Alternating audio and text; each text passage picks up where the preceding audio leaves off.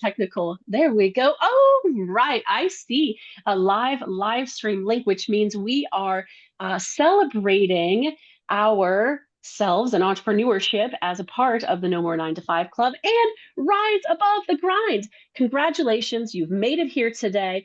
Welcome to the Rise Above the Grind podcast. I am your guest host today, not your general Alyssa Bakar, who is mastering some more real estate expertise to share with you all shortly. I'm Jess Jorgensen, your co-host today. I'm the founder of Go Roam Tup and Blush Technologies, where I bring like real technology solutions to real people that are actually useful. And today I'm so excited to be interviewing and talking to you about life and entrepreneurship and building a legacy with Jason McNamara. Jason, tell us a little bit about yourself and the quick story before we get into some more fun stuff. Thank you for being here today. Thank you, thank you. Yeah, I grew up in life not having a lot, but I learned a lot of good lessons. One of them was working smarter, not harder. And really, the reason we work is to get the result, the product, not just to say that we're working. So a lot of people had a weird mentality about it. So from broke to early retirement, I'm gonna uncover what I did to get there and what I'm I doing love now. it. Thank you so much. I'm excited to have you here. So, as the podcast aptly is named, Rise Above the Grind. Tell me about what the grind means to you or meant to you before you rose above it, please. Well, I think I mentioned this earlier. There's always going to be a grind. There's always going to be something new to learn, something new to achieve. But it's different for all of us at different stages. For me, the grind was loneliness, not having a lot, being needy, a whole lot of things that are at the bottom of Maslow's hierarchy of needs that needed to be filled for me to get to the top. So, there's really like a ladder to this. I was talking about this pre-show. And in the copy, we talked about working smarter, not harder. And I realized that I could learn from people older than me when I was much younger. I was hanging out with older folks. I was looking at successful people of what they were doing. And I was also noticing miserable folks and seeing what choices they made that led them to live that life. And I made a very conscious choice at a young age to not be like the people I didn't admire and instead be somebody I did like. So choosing self-love and, putting yourself up, setting the bar for yourself is where it starts to rise above the grind. Because if you accept your situation and your reality, you find comfort being uncomfortable, you're probably going to stay there.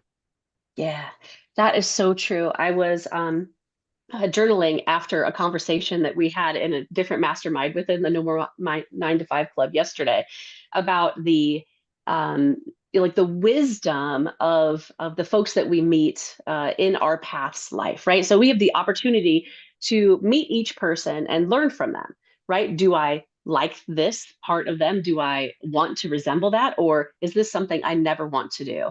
Is there a moment in your life specifically where you said, I've had enough. This specific thing will not stand, and then made a choice to go the other way? Oh, there's a lot of moments. The neighborhood I grew up in, I was going outside and I was smaller and younger and different than everybody, and I got picked on and I had to learn how to fight. That was a moment. There's all types of moments in life where I showed up realizing that the status quo wasn't good enough. And, I've done that pretty consistently. That's why when I was in Cuba in Guantanamo Bay, I was selected by the CIA to assist with interrogations. I got extra Navy and Marine Corps achievement medals from that. When I worked for the state of Florida's Department of Economic Opportunity, my job was to help disabled veterans overcome barriers to employment. And it could have been a really easy job. A lot of people do it, and a lot of people probably don't apply their best effort. But my office was able to break records and make the newspapers because we decided to actually show up and show out. Same thing transferred into my sales career. I learned how easy it was to overcome objections, to add value, to solve people's problems. And when you solve people's problems, you get paid for it. So I just went around solving a bunch of my community's problems and I broke all the records in sales. So it's really just understanding what you're doing and actually doing it right, not looking for the excuse or the lazy way. If you have a journey and you decide to take a lot of breaks and you don't end up at your destination, it's a choice. Yeah. Those choices do often take a lot of effort. And so often that growth that we experience through going after our goals is incredibly uncomfortable. And sometimes it's not quite as uncomfortable as we thought it was. We've been had a lot of talk about the snow, right? Right now in the United States, there has been a great snowstorm that has blocked a lot of folks in, made things very cold, and really challenged the comfortability of normal everyday life and getting around and transportation. And some folks are really enjoying it. You can kind of lean into that or be very against it. I myself have found myself in the past being like, I don't like the snow. I don't want to be in the cold. Get me out of this place. And what I was surprised to find was that in many of those moments, if I simply got appropriately dressed and prepared and went outside, I had such a great time. It just took some effort. Are there some times in your life where the growth was less uncomfortable than you thought it was going to be? Yeah, no, absolutely. You know, when it comes to making decisions, and I haven't been like this always, right? It's been a development over time. And I've went through my own struggles, PTSD, negative thoughts, doubts, all types of dumb choices. Um, but it's really something that we're going to have to realize if we ever stumble, we got to get ourselves up, right? And like you said, I mean, if there's snow everywhere, we have a choice. Did we choose to live in that city? Do we not have a Right. choice? I mentioned, I think it was pregame, that for me, financial freedom came first, and that got time freedom. Hmm. But also along the way of getting the financial freedom, I invested in real estate and made Airbnbs that also gave me location freedom all at the same Hmm. time. So I was just in Costa Rica for a few months with the family, Yeah. and we came I back to think, Florida, and I think it might snow in Florida. yes, We'll see. the Mother Nature's been a little wild lately. It's a little unpredictable for sure. And Mhm. those choices, I think being aware of the choices that we have is a pit that a lot of folks kind of fall into, right? We've made some decisions, and whether we accept accountability or responsibility exactly for those choices or not, they are choices that we made. We are in control of a lot of those factors.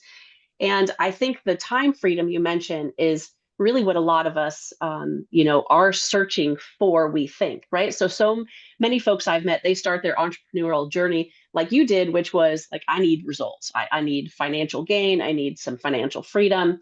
When it comes to the time freedom, what do you think was the hardest piece of your mindset to shift in order to like really enjoy the success that you had created and step away from the hustle? Well, it's just about finding out what you love and doing it regularly. Like I learned how to trade stocks and crypto. I know how to read charts. I don't love it. I don't want Yeah. to do it. I can make a bunch of money on it, but it's kind of boring and lame. Yeah. And maybe it's like an excitement. Maybe when I first started, it was like gambling until I was like, okay, no, it's not gambling. It's work if you know what you're doing. Yes. Um, so it's really just figuring out what you're really good at that other people can't do. Because if you keep doing a $10 an hour task, expecting, $100,000 results, it's not going to add up. So, a lot of people spend a lot of time kind of in a learning mode too, instead of doing. And like I remember when I bought my first house, I had to learn all the documents the bank wanted, and I had to collect everything. By the time I got them this, I needed to give them new those because so much time had passed. By the time I bought my like third or fourth house, I had everything in a file, and I went and talked to multiple lenders to shop them, and I had all my ducks in a row.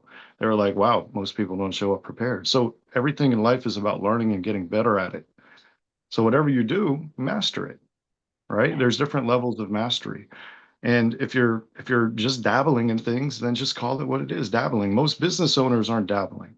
So I want to be clear, the No More 9 to 5 Club is not just for business owners. Business owners have a special place because they add value to the world. They're understanding that they're exchanging value on their own terms instead of being a cog in somebody else's wheel, getting a piece of that value. Now, but the 9 to 5ers have value too. They also, like my retirement journey involved a 9 to 5. It involved saving, earning, investing, knowing what I needed to take care of myself. Could I buy steak and lobster? Sure. Is it good for my cholesterol or bank? No. Rice and beans are probably better choices, especially if I want to buy Right. more houses. So we have to Hmm. have common sense when we're living life. Yeah. I could not agree more with that. And I think it really takes practice, which is something in our culture we see as failures sometimes, right? Like I've done a lot of things that haven't worked out exactly the way I wanted them to that first time. But to your point about getting better at your craft, it takes some time and it takes resources and a community that can help uplift you because loneliness of entrepreneurship is so real. And I know I've been very excited to find this community of very uplifting, inspiring supporters that are so focused on like moving the needle forward in the ways that are important to us, right? Through lifestyle conversations, through Mind Trainer Pro conversations about the way in which we can affect our mindfulness through waves and programming tones, which is so cool, by the way. There are so many pieces to the whole person puzzle, which I know we're going to talk a little bit more about with our VIP panelists as well. That I think we've as a society sometimes graduate from high school, we're groomed for college, we're kind of groomed for like a minimal effort cog in said wheel, as you mentioned, Jason, right? That's just kind of the way we are, and it takes so much effort to make a choice outside of that zone and actually get that growth that I think a lot of entrepreneurship is facing that potential failure. You do really well in a corporate entity doesn't necessarily mean that you are going to do really well as an entrepreneur without all of the same systems and support in place that you had previously. So it's eye opening, I think, for so many folks to just enter this journey, be like, you're not failing. Life is just practice.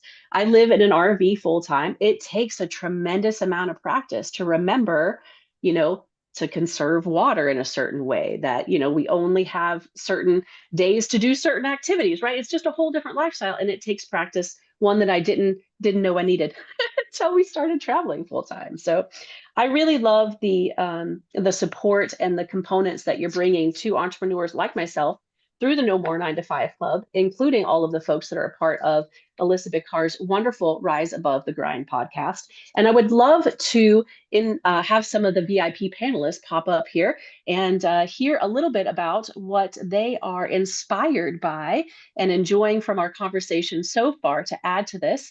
So the first one I would like to invite up is Romaine Wright. If you wouldn't mind joining me as a panelist up here and discussing a little bit about what you're hearing about what Jason's putting down right now in this conversation.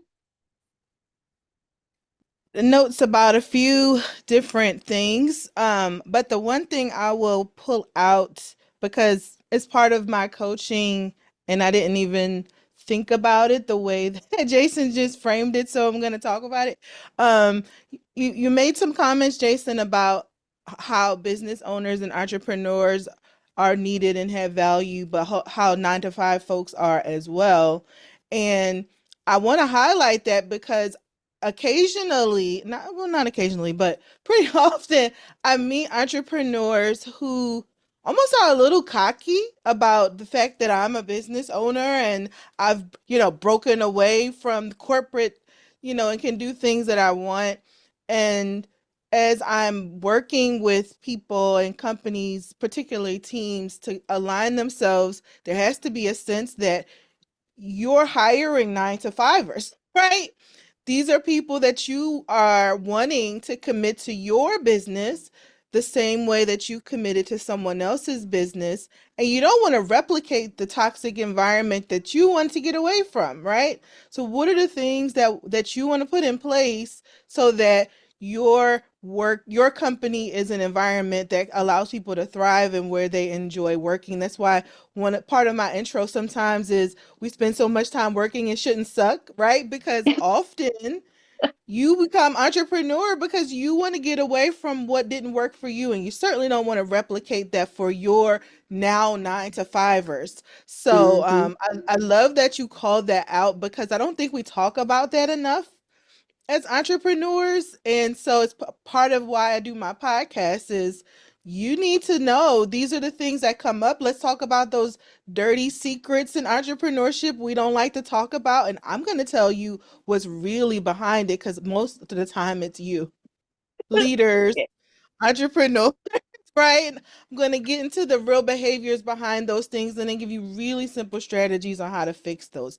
So, again, that was what I really wanted to call out because I think that's one of those things we don't talk about. I might have to do an episode on that in my second season, Jason. So, thank you. Can I be a guest in that as well? Because you are describing me. Okay. If you had met Jessica Jorgensen 5 years ago, you'd have been like, oh, yeah, she's got this. I walked away from corporate with an ego the size of, I don't even know, because I had been lifted up and I was really successful in that environment.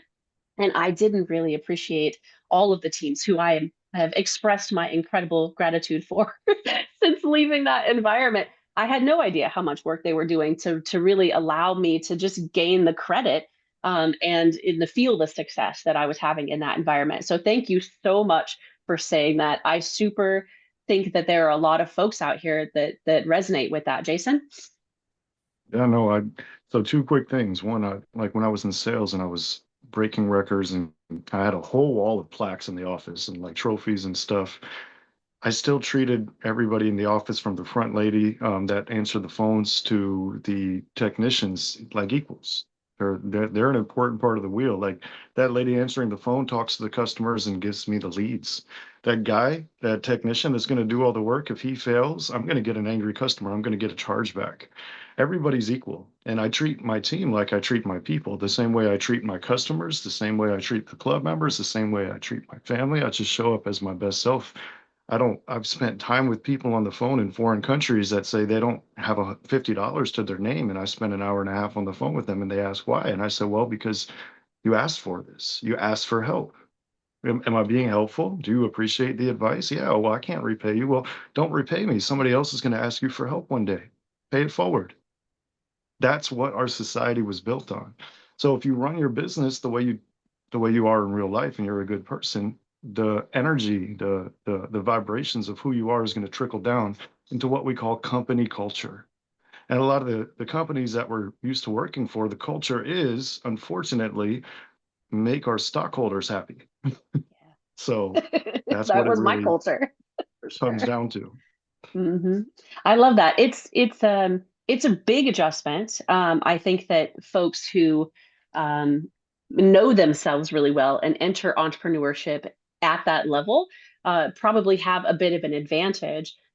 However, if you've been in survival mode and you just can't take it anymore, and you take that next step into entrepreneurship and you've not done the work to know who you are and what it is you really bring to the world or want to bring to the world. Um, Entrepreneurship is going to be a much harder journey for you. I know for myself, I had to learn so much about who I am in order to be a better entrepreneur and to better serve my clients in ways I just didn't even think they needed service in, and it was more about, I was very focused on providing the right product instead of providing the right connection, if that makes sense. It just was not something that was a part of my purview. So I love that. I know that Talmar, if you would mind joining us from the spotlight, I would love to hear what you are hearing about this conversation and how it resonates for you. Well, you're literally making me twitch, not going down the whole employee mindset versus leadership mindset, which is a huge piece of what we work with our clients on. But just follow up with me if you want to have that conversation. You Yes. can understand that. And we know, like, and love employees. So please, if you feel like you've got that stuck in your head that they're different, I would love to have a conversation with you. And I promise I won't beat you up that much. But back to what Jason and you are talking about, that really, again, there was like so much goodness and I want to go over all of it. But the one I'm going to pick today is stuck in learning mode. Jason was talking about how, yes, we want to continue to step forward and we want to improve ourselves. And that's, gives us purpose and therefore happiness and opportunity in life and makes a better us, which makes us more contributory to society. And there you go. Answer to life. No. Okay. So stuck in learning mode requires action, right? When we continually learn about who we are or our company or our clients or how to do a thing better, whatever the widget building is, and we don't move from learning mode to action, that's where we can really create a world that is unsatisfactory. And if we don't have a sense of achievement in a conclusion point and a way to take that knowledge and put it into action, I think that that's where we as a human can feel disconnected from our lives and our where we're trying to go. And I felt like, we were talking originally about loneliness being the grind that Jason was dealing with. And again, I too have been there, Jason. I'm not saying that, but it's in the, yes, gain the knowledge, but taking action on that knowledge is where we get the opportunity to create those connections with humanity in whatever that way it was, right? Even if, I'm just building a garden, I've been learning about that. I still have to go to the store and ask, where's the hose? That's what I know about gardening. You need a hose. There you go. Boom, done. But so, right, I'm going to interact, and that's where we start to build more relationship and create more opportunity and identify more to learn. I probably should learn about seeds and timing of the year. Don't plant right now. It's all cold outside, right? So I loved the idea of don't be stuck in learning mode, because that's a place where we can feel no sense of completion, and without completion, there's no sense of achievement, and therefore no sense of accomplishment, which is a true defining moment for people in weighing and assessing whether they have a happy life. That's what I heard, Yeah. Jason. Oh my gosh. So, so good. What say you, Jason? People absolutely have to have the balance. I learned a lot and I passed a lot of tests, and probably more than half the information I learned, I don't even remember Mhm. because we're taught in school to learn a bunch of stuff that's not useful and Yeah. fall in line and be quiet. Mm-hmm. There's a whole bunch of little boys out there that are prescribed Ritalin and ADHD just because they're bored. Yeah. Yeah. And Yeah. it's not the greatest time to be raised up to just stay learning. You got Uh, to do. And we have different types of people, creatives, artistics, and then the entrepreneurs, right? And that's a big do job. Like I'm going to mhm. exchange value. And you could be a great widget maker, but if you don't know how to talk to people, you need somebody that can talk to them. If you need Mhm. other people to make the widget and you don't know how to build the manufacturing plant, hire it out. You don't have to become the expert in absolutely everything, but whatever you do apply to learning, do it well. And I have another one too, even when it comes to delegation. People can learn the basics. Like you can learn the basics about your website. You can learn the basics about um, sales, all types of things without becoming an expert. If you hire a CMO or you hire an accountant, you hire whoever, you need to understand what they're doing for you. The result, yeah. That is so true. That is so true. And, I Can I think, just ask one more question around where yes. you guys were going with this? Was Hmm. just your point of groom to minimal effort. I thought that was so significant, and I experience it on a day-to-day basis. My 17-year-old is in the public school system, and he's like, they're not teaching me to learn a thing. I'm learning. I'm pushing buttons now. It's like so horrible now that they use computers. So to that uh, effort, I would like to hear your perspective, Jason, on Jess's point of, so much of what we do is groomed to minimal effort. And I'd like to hear how you think that all ties into moving from learning to action. Sorry to interrupt. No, sure. My kids are homeschooled for a reason. Like Yeah. when I worked for the state, even the military, so many jobs, people showed up trying to do the minimal amount of work. I like to relax too, but when it's time to work, I like to get the job done and get my A plus. Good job. Here's your raise bonus, whatever. Go back to relaxing. So we have to have that reward system. And if there's not enough risk to sitting around being complacent because everybody's so comfortable being comfortable, then we're going to have a society of weak people. And there's a saying about, like good times. Good times create weak people, Hmm. right? Weak people create hard times. Hard times create strong people, and it's cyclical.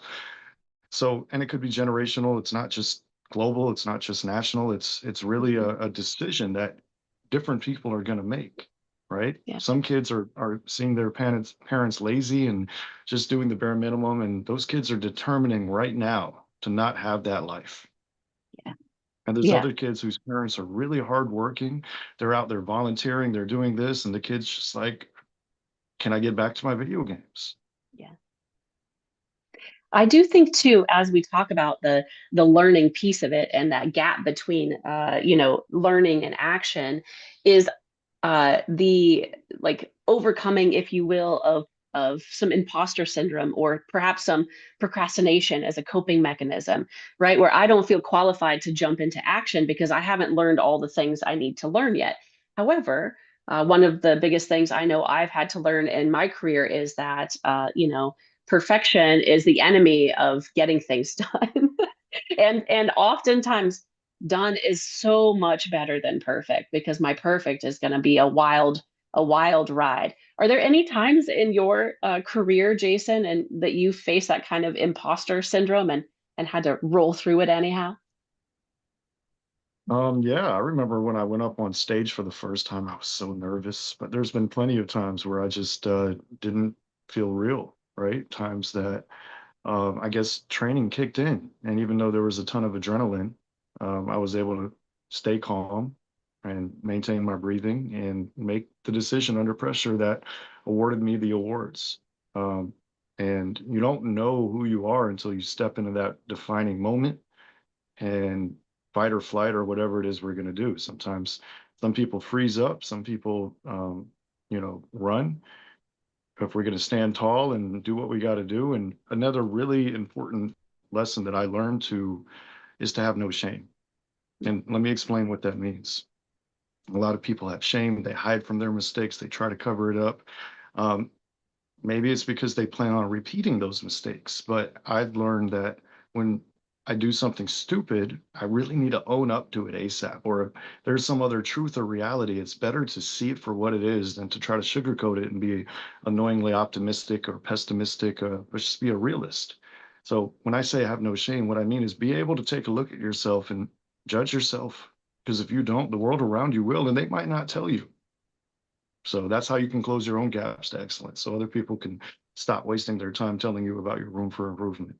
Right. I think the words my kids use a lot now is like cringe. Things are very cringe, and I think that's that like that shame, that self judgment that keep people and playing small, if you will. Like oh, what are people going to say about this? Well, I think if you are confident in the value that you are bringing to the world, it shouldn't matter what they say. And you're not as humans. I don't think that we are meant to be loved by all. Right. Some energies we meet are inspired to action and joy and enjoyment of life, and some are reminded of their demons by our just in energy as we meet with people. Like I said, like you learning from each person that you meet is such a really incredible mindset to have, and I think one that is very essential to entrepreneurs and business owners and 9 to 5ers and all folks that just live in the world. Okay,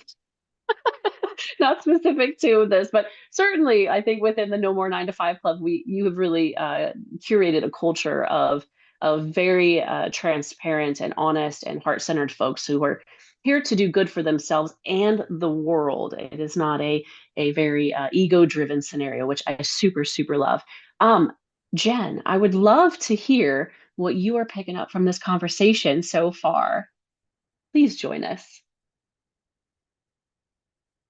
A couple of things I wanted to touch on before all of the wonderful things you all just said. There's only so many things. So one, when Jason was talking about observing what's going on around you and learning from people, I was the youngest of 6 kids, am the youngest of 6 kids. And so I tell people quite often growing up, I used to look at what my older siblings did and chose not to do many of those things, which contributed to a lot of my success. And I say quite often I was a straight A student. I played sports year round. I caused some trouble and I didn't get caught that often. So that type of thing, it just really resonated with me. And then being that, also being the observer, the importance of being the observer, taking a look at what's really going on around you. And that ties into looking at everything as a lesson learned. You maybe have heard me say it before. You can do no wrong when you look at everything as a lesson learned. So I like how Talmar tied that into taking action as well. So that all comes together. Um, Doing what you do and doing it well, that kept coming up a whole bunch today too. So again, the importance of looking at what's really going on, where am I taking action, what do I no longer want to do anymore? What no longer serves me? And again, the importance of the fact that sometimes you might do things really well and you don't really have to do them anymore. I learned that I don't want to do my own emails, but I'm good at doing it for other people. So little by little, just I know I've said similar things like this, but the importance of letting go of the things that don't serve you.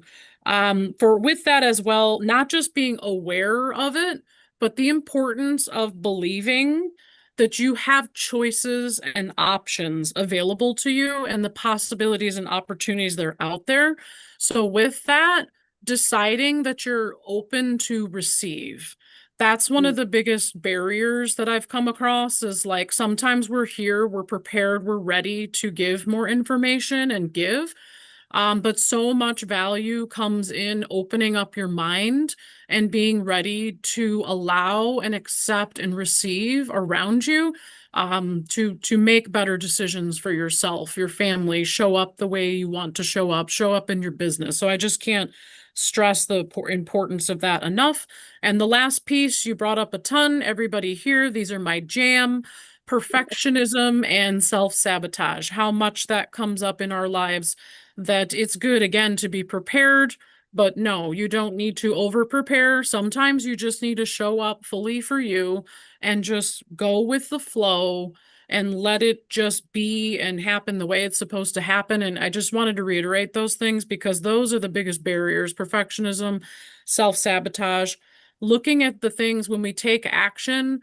If something didn't go well in one of those lessons you learned, what was the need you were wanting to fulfill by that action, mhm. those self-sabotaging behaviors, Yes. perfectionism, people pleasing, you want people to like you. You don't want to upset other people.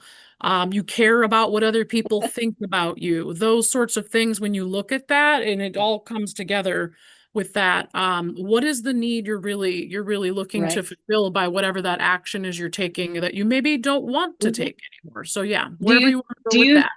Yeah, do you think, Jen, sometimes that those choices are very much rooted in fear, right? It's the fear of 100%. something that we are learning all those from. How about you, Jason? Have you 100%. Yes. faced that fear? No, we talked about imposter syndrome and, just kind of battling through it, but did you ever face those fears of, people not liking you or how people were going to respond to you?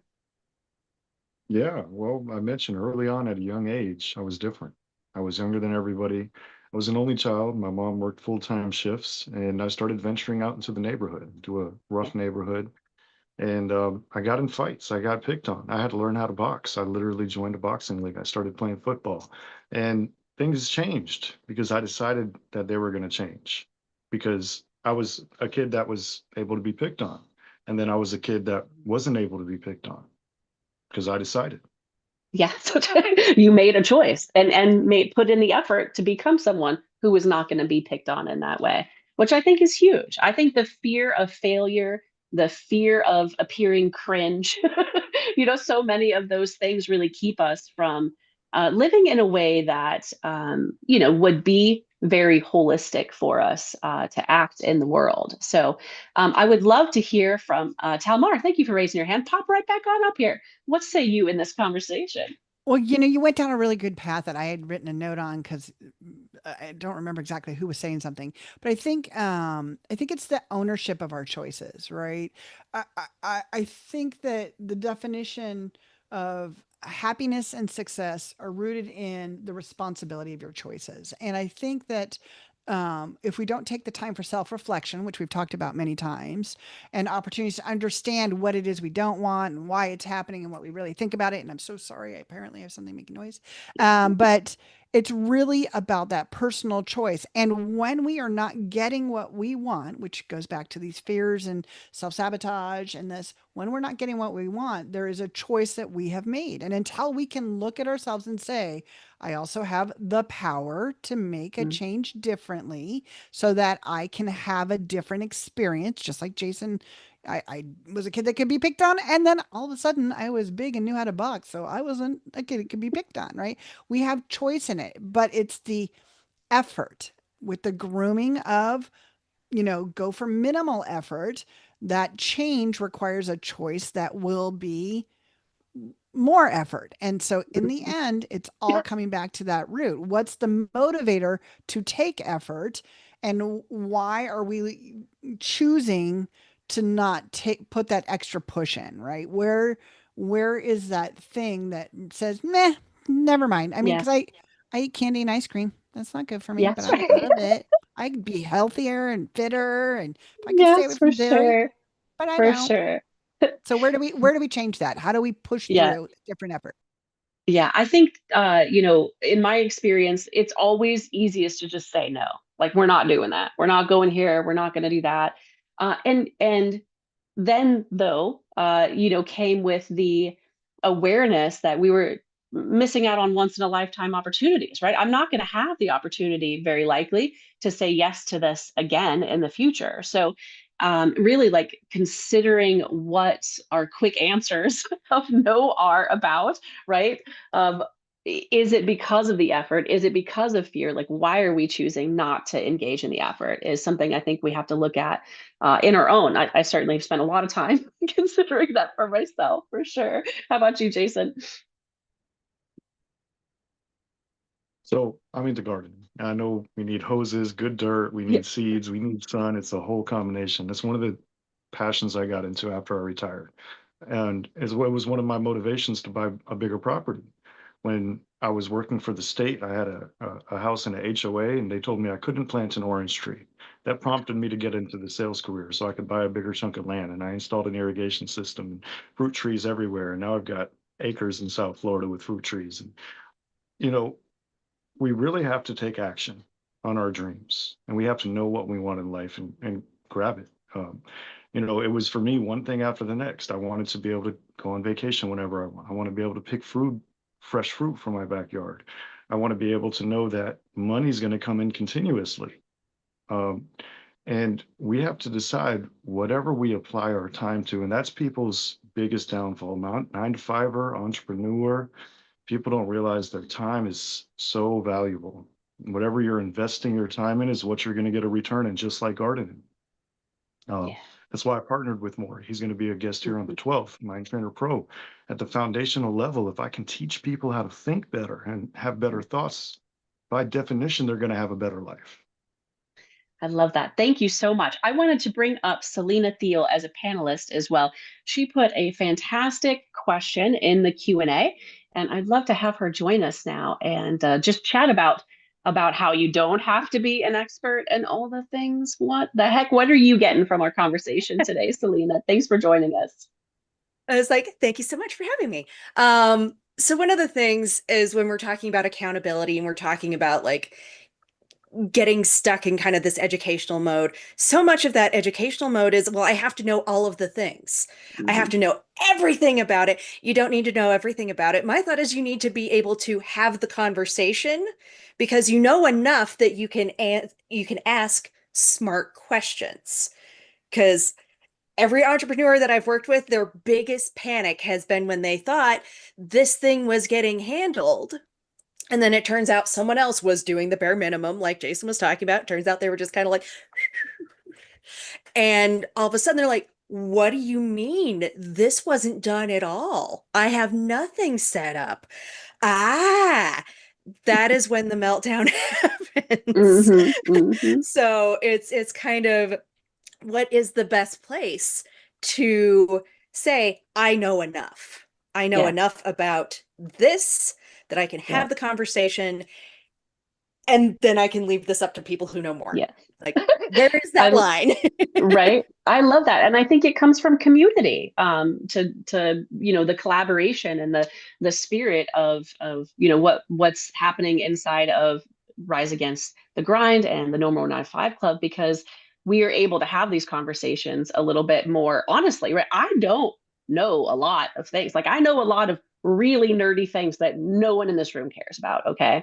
However, like I know enough now to say these are the things I'm not great at. I'd love some support in that, which is what got me asking Jason for help in the first place.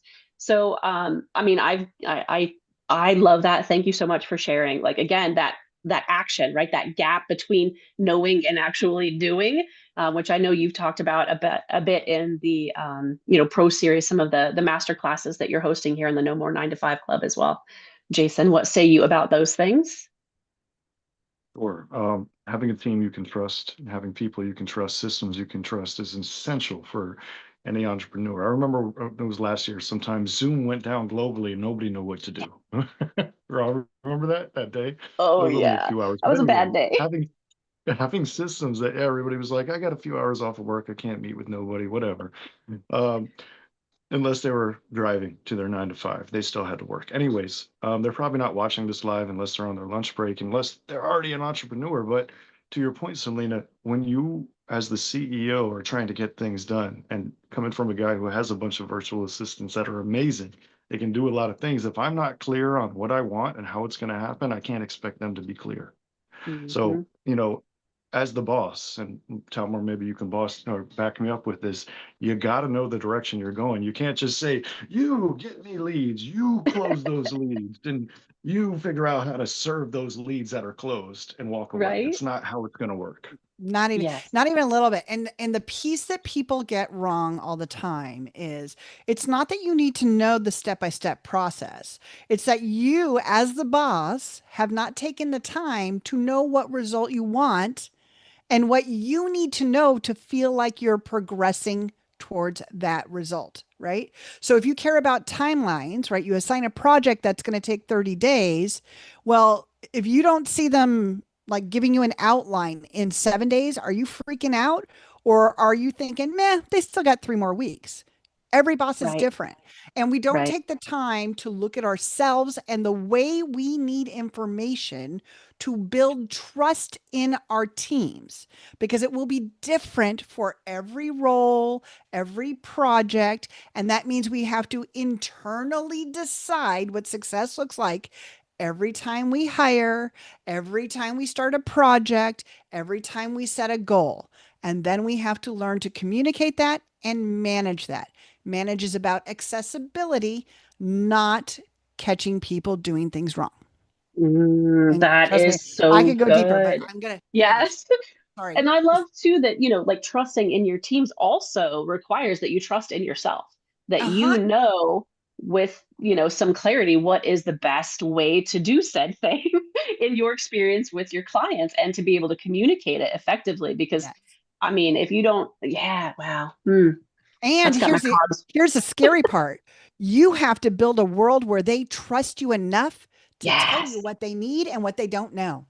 Oh, Open door yes. policy is the biggest lie out there. I'll tell you Yep. about that some other day, but yeah. All right. Well, Let them I've got trust you. Romaine and Jen both with their hands up, and I know they want to jump into this conversation so bad. So we can definitely bring them back into the full panel and we'll open this up for more conversation. Romaine, you go first.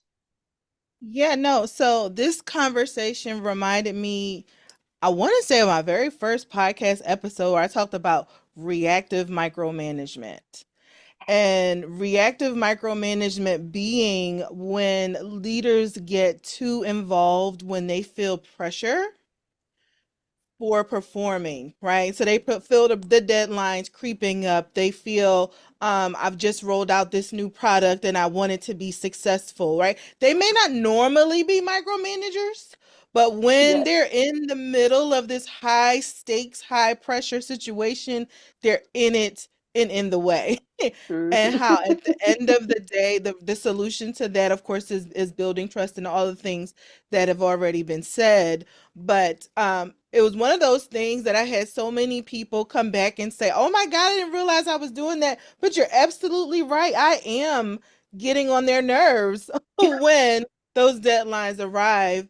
And on the other end, I had a lot of folks saying, "I didn't know what it was called, but my boss does that every end of the month or every end of the quarter or every Mhm. time things are in crunch time, and now I've got a name for it, right? So I'm throwing that out there, right? That reactive micromanagement. Again, you may Yep. not be a normal micromanager or regularly part of your leadership style, but when those stakes get high, your need to be in the middle goes into overdrive. Yes. I had a a reactive micromanager who stepped into action at the end of every quarter, not so much end of months, right, but end of every quarter. And there was a situation where I was actually in a physical office, and she would come to my desk every hour looking for an update. And I was like, this is not productive for any of us. First of all, I know you have better things to do than come ask me for an update, right? Like we've systems in place for all of that stuff. It was not helpful. I just had lunch with her the other day and reminded her of that story, and she was very embarrassed for her behavior because she hadn't recognized how bad it was. But she was just in that moment, like we were working towards a goal. Like she just couldn't see anything other than that goal in that moment. Jen, what do you say about this situation as well? Please join us on the panel here. I'll keep it super brief, and just to add to what you said there. Number one, I was going to say in the first place, just I talk all the time about the powers of choice and decision. So when you're making the time to acknowledge that choice and the decision, that you get to say, I already said it, I get to do this, and I decided. When you really look at what's really going on and how you choose your own adventure, as I say. Um, but you made me think of something a second ago, and I already lost train of thought of what you were talking about, and I was going to add it to it. But either way, nonetheless, I love that this group is here, number one, because we all come from that world. I come from a 20-year healthcare career. So I just really enjoy this space altogether, that these conversations are happening with the perspectives that we all have. So this is a very powerful space for people who are in the no more 9 to 5 and are stepping into this world. We all did this for different reasons, but the same reason. So it kind of really altogether ties everything together, because we all took the power of decision and what I call, the power of faith and knowing. I know Talmar's a fan of the knowing concept. But yeah, that those are the things that it comes down to, is the powers of choice, faith, and knowing, and making those decisions to fully step into your power, as all of these people in this room have. So I just wanted to reiterate that. And maybe I'll remember eventually what I was going to say Yes. about what you said, but Thank I do you. have to pop off at the end here as well. So thanks for Yeah, no worries. Thank you so much. I appreciate your feedback. I think the hardest lesson I've learned, not about entrepreneurship specifically, but just in making great choices for myself in my life, is that I know my way is not the only way. In fact, it may not even be the best way, but it is the only way that I know. So learning that there are so many people in the world that know different ways to do things to get the results that I'm looking for, and to be non-egotistical enough to ask for some stinking help, Jason. I think is just something we so often kind of just glance over in our day-to-day life. So, are there still areas you ask for help for, Jason, as you are continuing to build your businesses? And what does that look like today? And that's for all types of help. For one, and I make help equally equitable. We have a two-tier 33% affiliate structure in the No More 9 to 5 Club to share the value of the community. When I developed these tech stacks, they were mostly developed to apply to the No More 9 to 5 Club Pro membership business in a box. And then I figured we'd make this so nice and shiny that other people said, I need this for my business too. So we can customize those workflows and stacks. So we have an entire team of people that I meet with regularly. We're managing Slack. I'm delegating things. Last night, I actually asked them to do a no more 9 to 5 club related task. I said, here's my signature. Here's a real estate contract. Put it on it, please, and send it back to me. Mm-hmm. I was being tricky, and they did that because I don't have a printer where I'm at. And it's all about tapping into your resources, right? From websites to video editing to the power of these masterminds. I come to my own group and I mastermind my ideas with the No More 9 to 5 Club because, well, I've been able to take a step back and provide all my blocks on Maslow's hierarchy of needs so I can have peace and clarity and be really creative. The power of a group like this, of other people who are escaping the rat race or who have already escaped it and are now helping others, is insanely valuable. So anybody watching this, the No More 9 to 5 Club is free to tap into still right now because we put the mission over the commission. And there's a whole lot of high value people here and a whole lot of helpers, a whole lot of people who are willing to be of value. And when I built this, I built it with mind of everything that I wanted or would have wanted. So I built this after I retired and I didn't do it to get rich. I built it because I saw a problem. I saw people sharing knowledge and trying to charge for it. I saw um, people looking for good advice to follow and being led down rabbit holes that led them Mhm. to a hole in their pocket. I found a whole bunch of problems on social media. So I figured we could build a community of people who know how to keep it real and actually speak truths without ulterior motives of getting clicks and transactions, but actually do the transactions with the people who can find the value. So that's what we built in the No More 9 to 5 Club. The help here is real. I just want to say that. It is real, and I'm a testament to that myself. I'm very much enjoying the experience of having my systems transferred and built out. Again, I think that the being lifetime learners, which I think is something that will correlate amongst all of the folks that are a part of the No More 9 to 5 Club. We are learning about ourselves. We are learning about life. We are taking the effort. Is uh, understanding that we have the capacity for specific things does not mean that that is the best use of our time, right? So yes, I absolutely do have the capacity to do, the systems and redo the websites and do all these things, but that is not what I want to do, right? That's not the best use of my time, and it stifles the creative because then I become my own reactive micromanager, and it is just not a fun place to live, right? We're supposed to find ways to enjoy our life, and I think that is what brings so many of us to entrepreneurship. So with these last 2 minutes we have in this broadcast, I would super love to hear just a quick close from our VIP panelists as well. I'm going to start with Jen because I know she has to hop off right at the end. So Jen, if you wouldn't mind, kind of final thoughts in 30 seconds, please.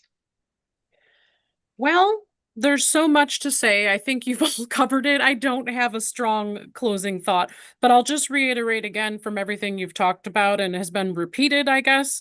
Do only what you love and do it well. Jason said that a few times, so I'll close with that. I love that. Thank you so much. Talmar, please join us for your final thoughts. Absolutely. I think that I would like to touch on the point we talked a lot about self-reflection and really Mhm. getting clear on what success looks like and how we communicate that so that people can help us get where we want to go. I also want to add reassessing is critical.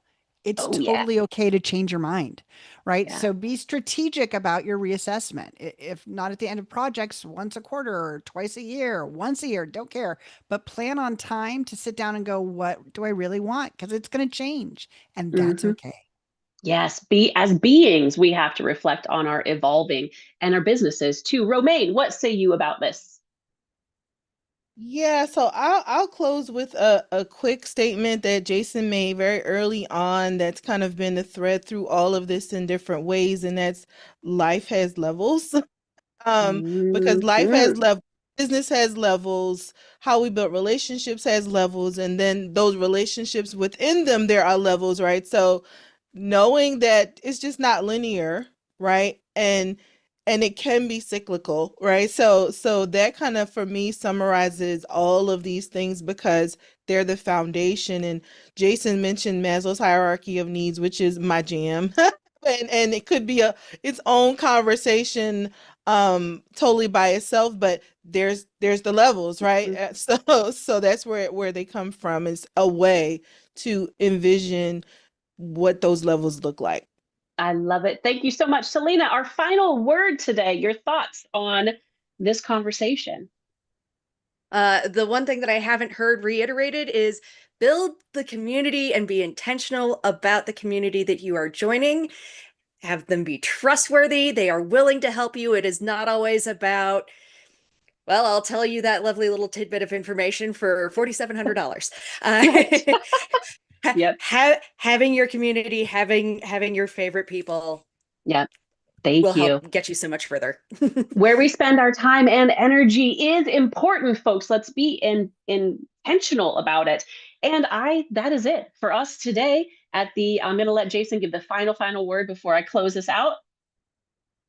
Absolutely, everybody. So if it's grinding, smooth it out. That's how you make it easier. All right. And that's how you That's get to right. that next level. That's right. The Let's No More go. 9 to 5 Club is a file. It's a tool that you can use to get to that point. I'm so happy to be here. And I hope that you will all join us next week, same bat time, same bat channel for Rise Above the Grind. And Alyssa will be back as your hostess with the mostest. Thank you all so much for joining us today. I hope you have a lovely end of your week.